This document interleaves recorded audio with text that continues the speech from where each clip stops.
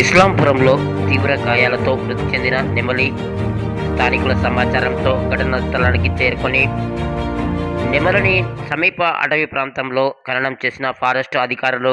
జనావాసాల మధ్య జాతీయ పక్షి నెమలి తీవ్ర గాయాలతో మృతి చెందిన ఘటన నల్గొండ జిల్లా మిర్యాలగూడ పట్టణ పరిధిలోని ఇస్లాంపురంలో గురువారం సాయంత్రం 4 గంటలకు చోటు చేసుకుంది. స్థానికులు ఫారెస్ట్ అధికారులు తెలిపిన వివరాల ప్రకారం మిర్యాలగూడ పట్టణ పరిధిలోని ఇస్లాంపురంలో తీవ్ర గాయాలతో పడి ఉన్న నెమలిని స్థానికులు గుర్తించి సంబంధిత ఫారెస్ట్ అధికారులకు సమాచారం అందించారు.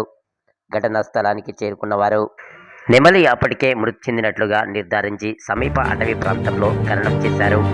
కాగా కుక్కల దాడిలో నెమలి మృతి చెందినట్లుగా ఫారెస్ట్ అధికారులు భావిస్తున్నారు.